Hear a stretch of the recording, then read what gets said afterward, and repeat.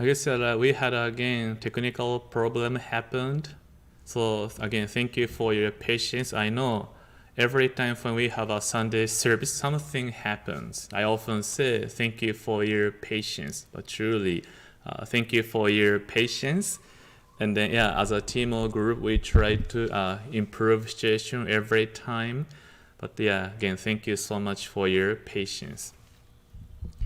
So it's something, yeah. As I'm try to wait a few more minutes as now people try to coming back to this new live streaming channel. Since suddenly everything cut off, so just I want to wait a few more minutes. So it allow people to return to this live service page. Yeah. So indeed, as we said, learned last week too, truly life doesn't go as I plan, as I wish. And then in a Buddhism teaching or tradition, we call it dukkha. Dukkha is a original word in Sanskrit, Indian ancient language. Dukkha means suffering or bittersweet or struggles. But one of my mentors, he taught me that dukkha means truly things doesn't go as I plan, as I wish. And he said the one story or example, he said, think about the shopping cart. Yeah, when you go to KTA or Target or any shopping centers, yeah, you may use a shopping cart. And they have a wheel, yeah, so you can move your cart to this direction or to the left to pick up the vegetable or certain items, yeah. And then you can imagine if you're moving your cart to the right, but the cart moving to the left. Can you imagine yourself? You want to move to this direction, a cart moving to different direction. We feel what? Frustration, struggle, yeah. That is a definition of dukkha. Things don't go as I plan, as I wish. Buddha teaching us whether if I want to insist moving to this way or learn how to see the situation. Cart going to this way, I want to move this way. And then Buddha teaching us identify cause is exist my inside of myself. I want to move my cart in the way I can. But if I can learn, instead of moving my cart in the way I want, maybe I can follow with the cart taking me. Maybe we can find a nice something different items you can purchase it. So yeah, anyway, I want to share my message with you now. Again, thank you for your patience as we had suddenly connection was cut off. But I hope now you have a clear and smooth connection with our Sunday service. So again, today's my title message is numbness. Yeah, numbness. So recently I'm using a letter opener. You can see like a picture of the finger. So I'm using a letter opener to open the letter. And then I guess I was not paying attention to the letter opener, or I didn't maybe pay attention. I'm using a letter opener and then I cut my finger. And I cut my finger kind of deeper cut. The moment I cut, I cut my finger, I thought. But actually, it's kind of deep cut. So I can feel like my blood pressure, I feel like so worried and concerned. Like begin to bleeding. So I going to my storage, finding a sanitizer or like a band-aid to cover my cut. And then I put the pressure so no more bleeding. But it seems still bleeding. Then I feel like faint out. So I felt I may faint out. So I sat down on my chair and then tried to relax. Breathing, inhale, exhale. Maybe try to do like 15 minutes. Then I feel much better, feel better. But when I see my finger again, still I can see like still bleeding, yeah. So I think to myself, maybe it's better to go to urgent care. So I again change my band-aid, and then still I can see bleeding. So then I went to the urgent care. And then I was waiting for maybe 1 hour. I guess due to COVID-19, they do have a certain procedure. Only one patient or only few patients will be allowed to be in the facility.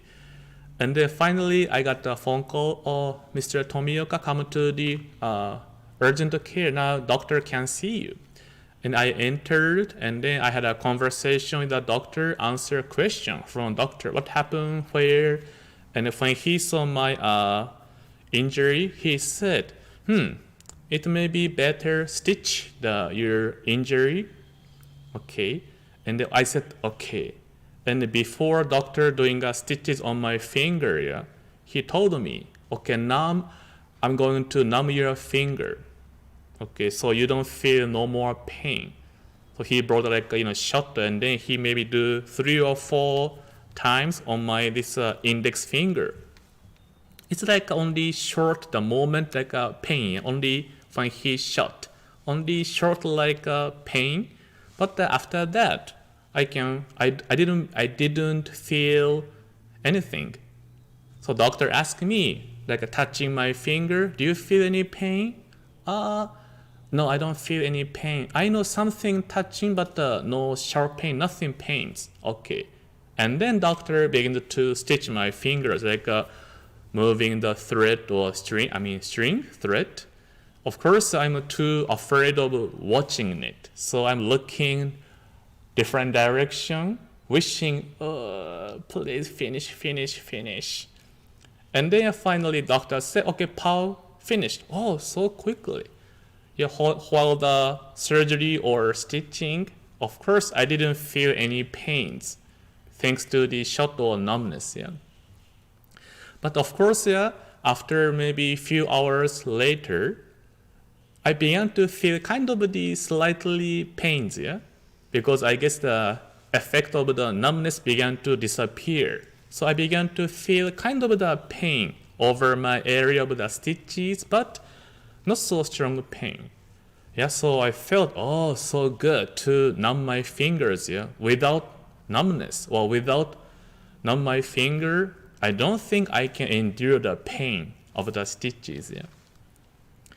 And then that time that I think to myself, oh, for my physical pain, for surgery or anything, yeah, it's of course I think I need the numbing my body function so that I don't have to feel pain. And I think to myself, in this now, what we are watching every day, shooting, racism, hatred, people who don't have home, abusing, so many worries, concerns. Also to myself personally, my wife and I now living on different islands, about almost 1 year after our marriage. So that situation, I have a difficulty to handle it. That moment, this idea came to my mind.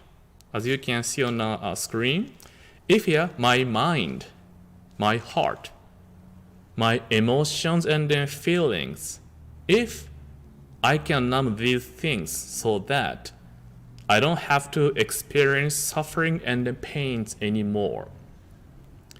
What do you think? If you can numb your feelings or emotions so that you don't have to experience the pains or suffering or tears, the suffering, you can forget about it if you numb your mind and then hearts. Do you want to do that? What do you think? Could be like I do. You may also have in your life some struggles about yourself, your family or friends. If you do have struggles, what do you want to do?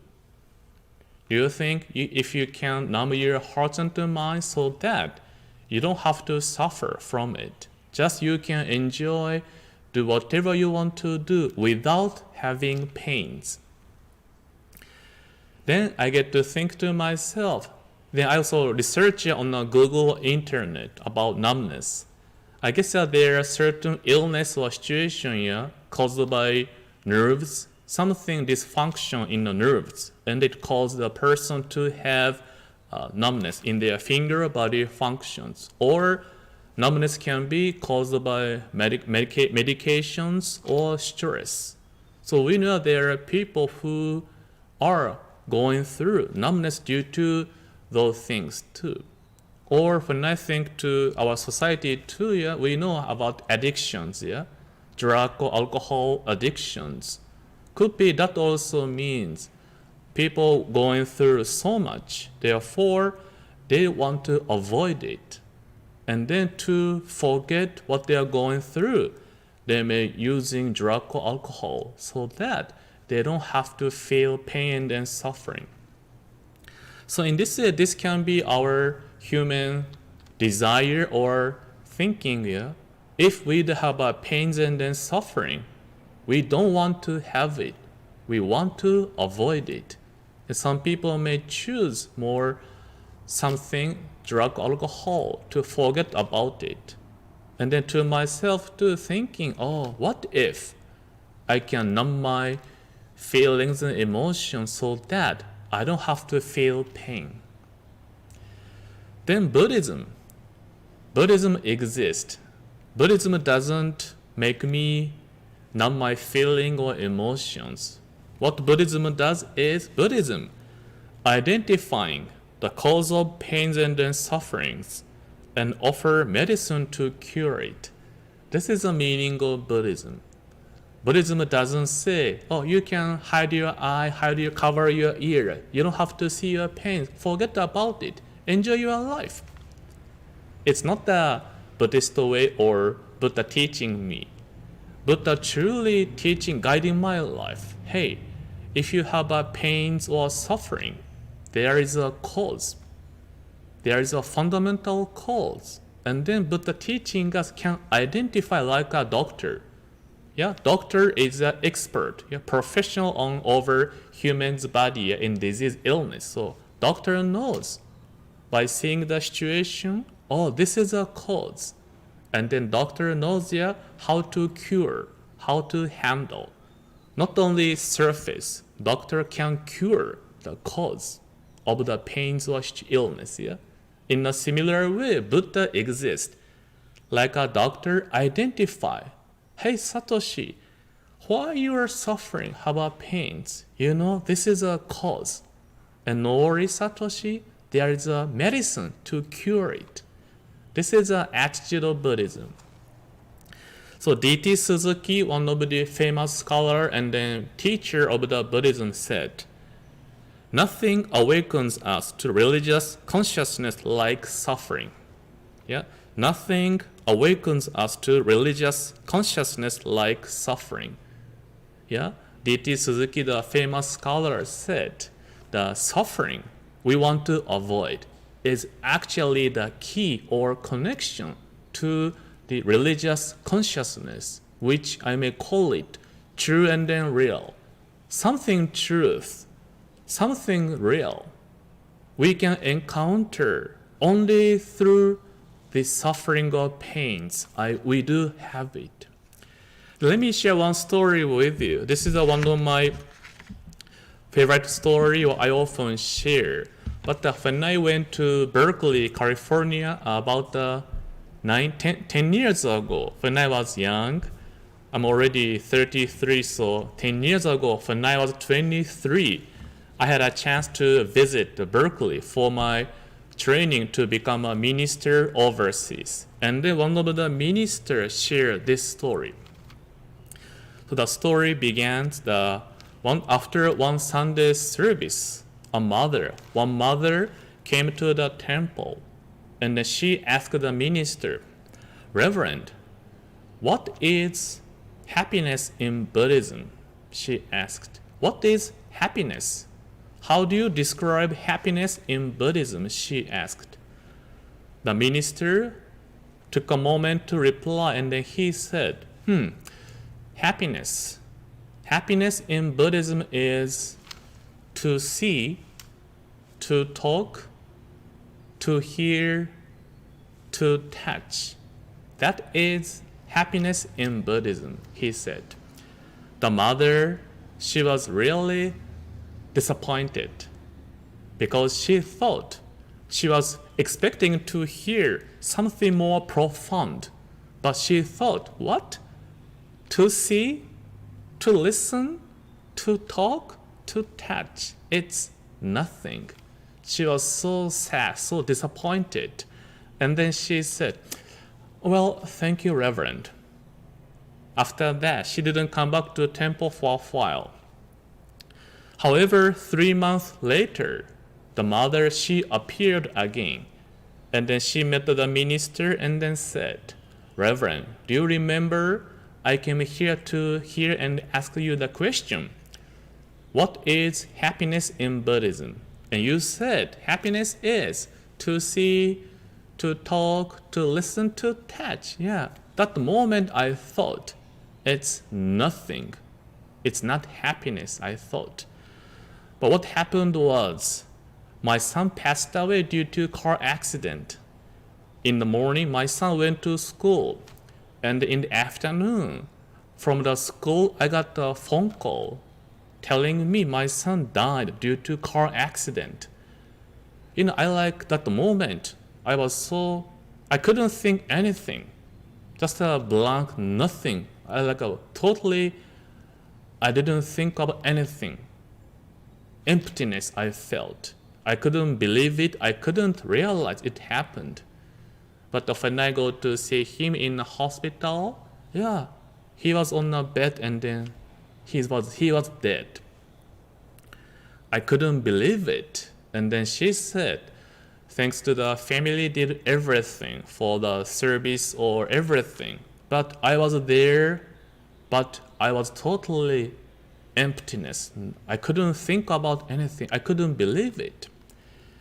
And then few weeks passing, 1 month, 2 months, totally she couldn't think anything, she said.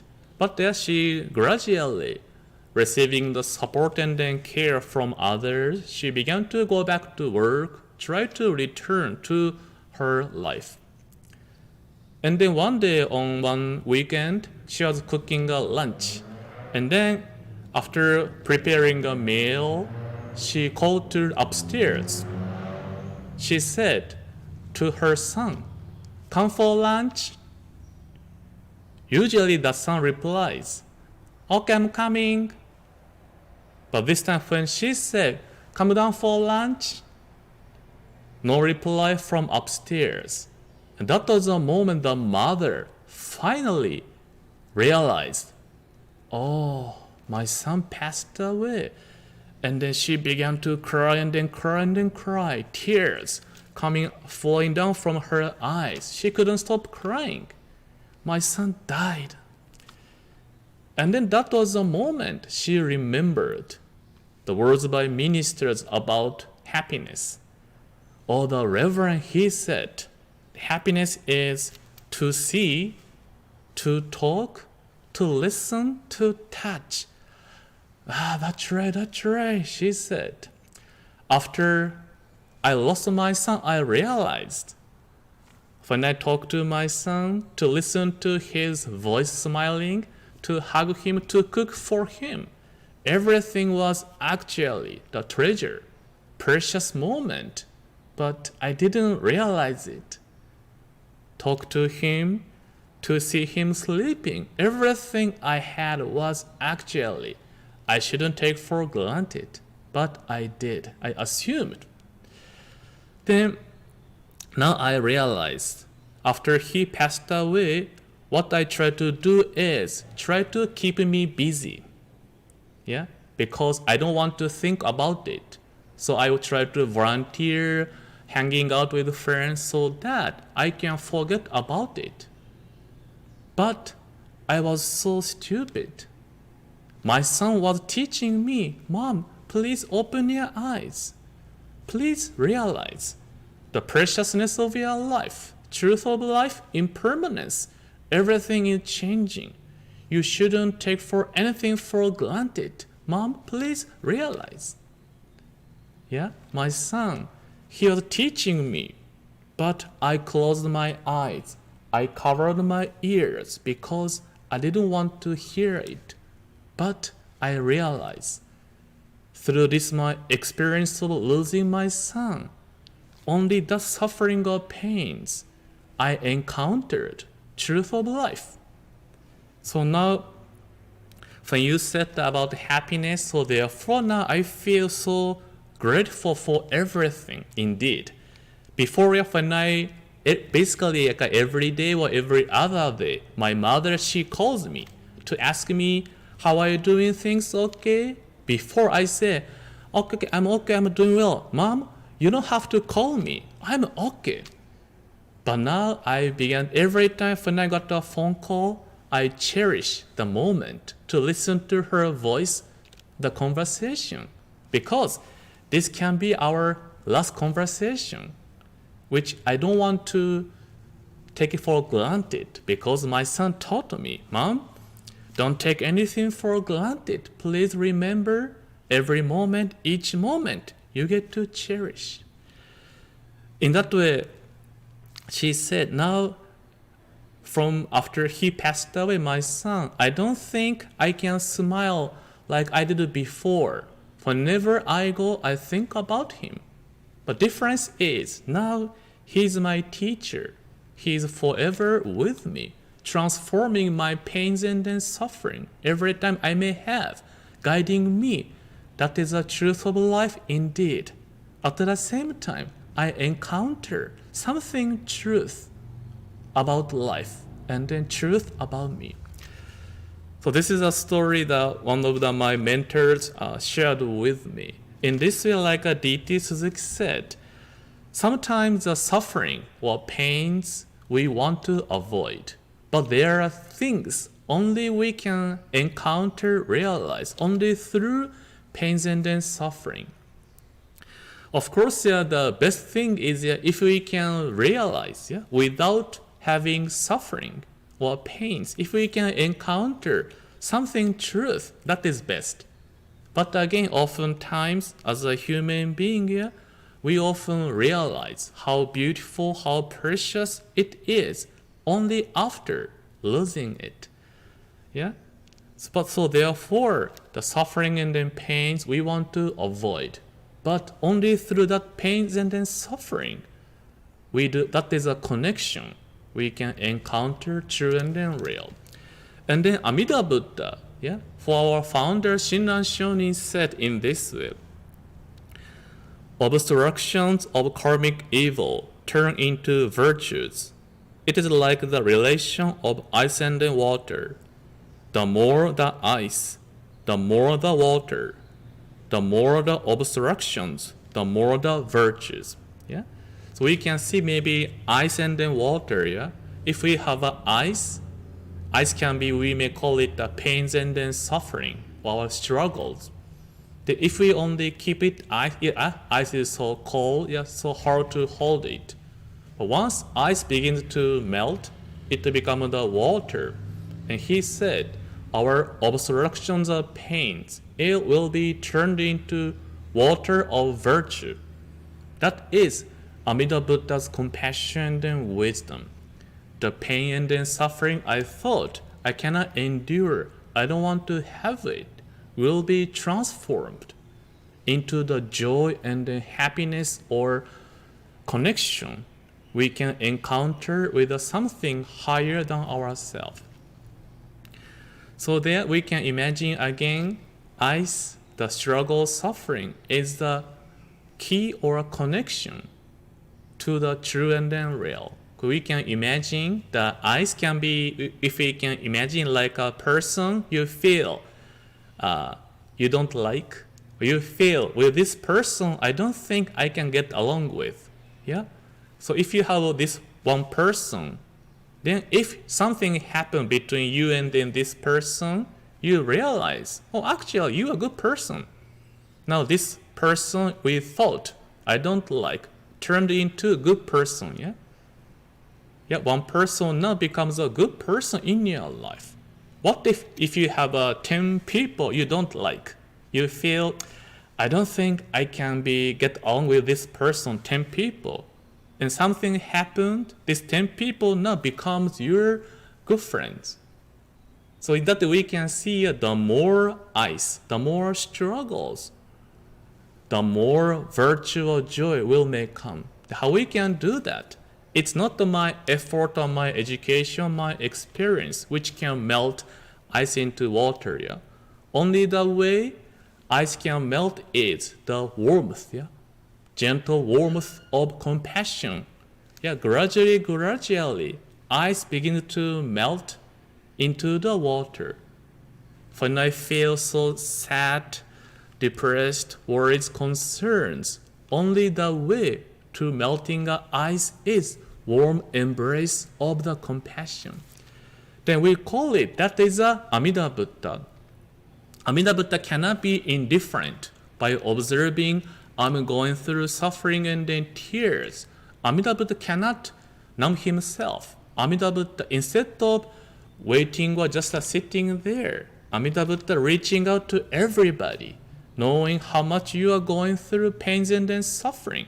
Therefore, Buddha decided, I get to help you, I get to guide you. I'll be the one who will embrace you with my warm, boundless compassion and then wisdom. Melt your eyes into the water. And we can feel, indeed, life is difficult, but this Amida Buddha's compassion reaching out, embracing me forever, whatever I may going through. As a conclusion, again, we are going through so many things in our life. Sometimes we may feel, how come this happened? But that was a moment we can encounter something truth about life, something truth about me. And always we can remember whatever we may going through, this Namo Amida Butsu, Amida Buddha's compassion and wisdom, boundless compassion, transcendent wisdom forever guides my life, so that I may also attain enlightenment. Then everything will be happened today, here and now. When we encounter this Namo Amida Butsu, Buddha's boundless compassion, Buddha's transcendent wisdom will be assured to be born into the Pure Land when we take our last breath. But today, here and now, is the day we get to encounter Namo Amida Butsu, Buddha's calling voice. Whatever happens in your life, I shall embrace you. Please join me putting your hand together in Gashok. Let me share words by Shinran Shonin again. Obstructions of karmic evil turn into virtues. It is like the relation of ice and water. The more the ice, the more the water. The more the obstructions, the more the virtues. Namo Amida Butsu, Namo Amida Butsu, Namo Amida Butsu, Namo Amida Butsu.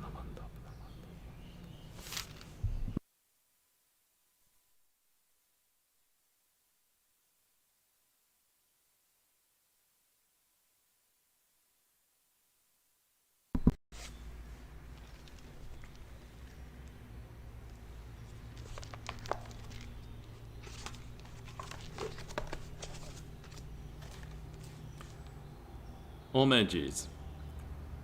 Hard it is to be born into human life. Now we are living in it. Difficult it is to hear the teachings of the Blessed One. Now we hear them. If we do not gain emancipation in this present life, we may not be free from ill-faring in the ocean birth and death for kalpas. Let us reverently take refuge in the three treasures. We go to the Buddha for guidance. May we always walk in the way that leads to enlightenment. We go to the Dharma for guidance. May we be submerged in the depth of the teachings and gain wisdom as deep as the ocean. We go to the Sangha for guidance. May we all with one accord live the life of harmony in the spirit of oneness, free from the bondage of selfishness. Even through myriads of kalpas, hard it is to hear such excellent and profound teachings. Now we are able to hear and receive them. Let us try to understand the Tathagata's teachings. Naman loob, naman loob, naman loob, naman loob, naman loob.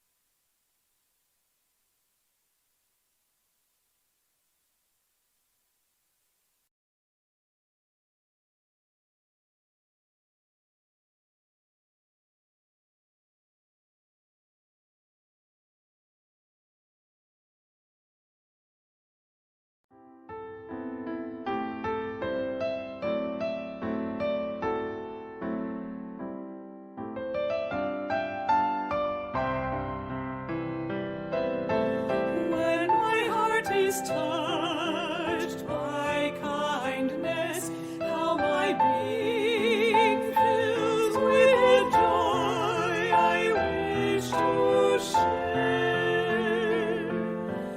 When my heart overflows with life's gifts, may my smile uplift, I'll share smiles everywhere. Thoughts tender soon as the ocean stands, I also offer when touched by kindness to share.